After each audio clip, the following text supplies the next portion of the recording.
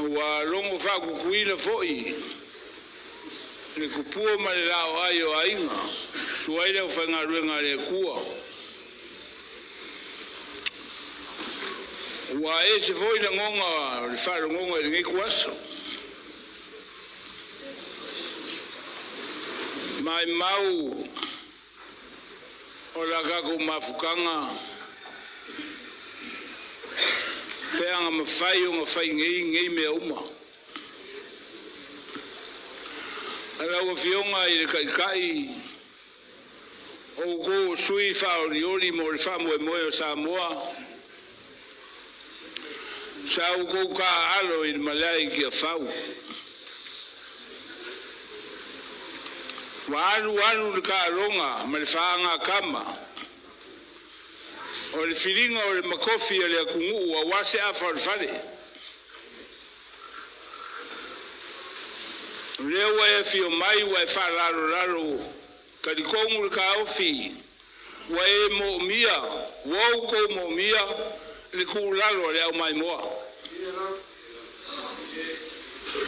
Wa e le aia se mea e whaiki a whau e le o maua le leire ki via le ngu gei. Ko wanga yuka o le anga I kai o le anga I sai sifo. Whaika winga whakasi. O kou mo kou a inga mo kou kupuanga mo kou ngu. Le ai se me o lilo. La uri. E le kere ngi whau kuanga le ngu wa sa ngol whaipule.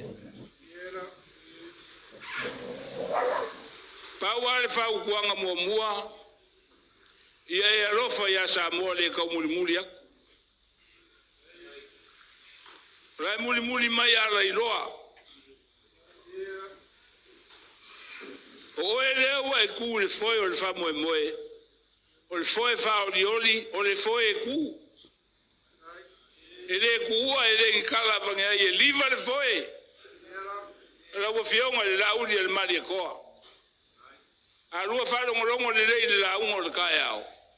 Rei kaukara le uka I upa ia mo maru. E makamuri reanga o oe o le kupu o le nguru ngei. I wharongorongo sa moa. O le kaua e whaikonga. E o mai ai sa moa on kala. Ma warunga le aso. I rau ka penganga whakoanga. Ia o whau kuanga vai rāwak. Ngā ua haku le whau kuanga mua. Ia e arofa ia Samoa le muli mai ara iroa.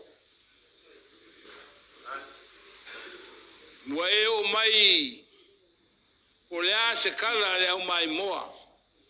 A o e aro whaiva. Whaka le makofi le kungu. Se whiri se a whauare moka I kia whau. O le maoka e kou ke api fio aku. Leo mafuai ngo kupul kou vivesi. O kou api fio aku wa umanga whai e lauka mama. Le whawai. Ma kure I kia whau. Ngā onga ka kala ama sawa vari ai. Ma fua o ngā whese se ai la uni. Wa kere le ngau o pūrere whaukauka. E ora whai mamango le kanga whapenga. E le ora ai se ainga, e le ora ai se ngu, e le ora ai se maro. O wharongo aku I rau maoi oi. I kala maupu a kangaka. Awa ki wharongo iai. Ne anga whekarai whai whiaunga le la, sa ngoa. O le upo le makai o le nguru ngei ko pepea. E ila ai ngwa e lea. E le whape ila I pea. O mawhau whaunga o le kanga ora. E maroro ngā roko mo ia. O le pa ufo I ngāro kako urua I kangaka reka mai le kuspa ia. O kou fo ngā wale rei whai kau. O le whau kuanga e lua, lauri, ave ese le aisa markako maro. Ave ese le fuara au fatai.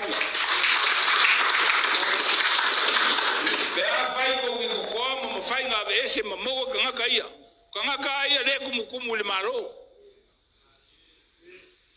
e loa kwa dali fai pula ngunge e kele foi kanga kai o mai ma kau fa kau mai ko inga kau mo fai le ngunge ke ya o le fa pongai o puponga mai o le fa male penga o inga pe kai 4 miliona ko ke fo ai mai ave le kungu o le male o la o le fai onga me o le fai lele e karo sia wanga i mo wangi fai pula ro kaku paki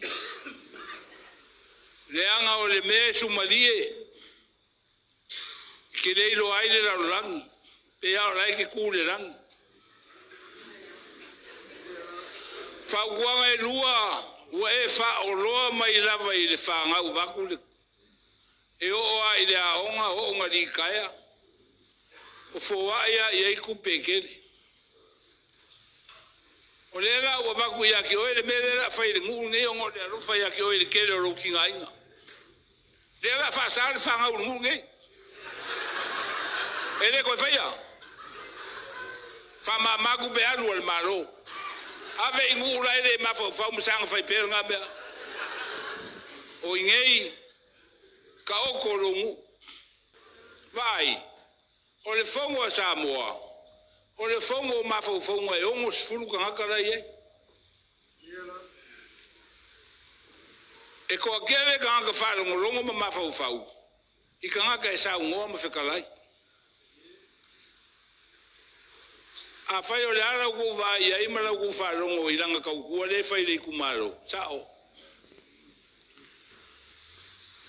o ke ofo pe a fai e ngalo le mako kumaro la uli nga e vai e se furu fiku pasi e lau moso oi le sa kausia le kumaro si umu mai ngei ua o ki uma i le awala i ki avi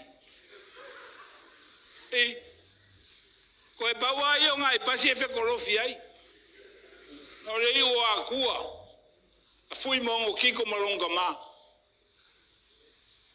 le kau kua i le kumaro le kau kua i le makongu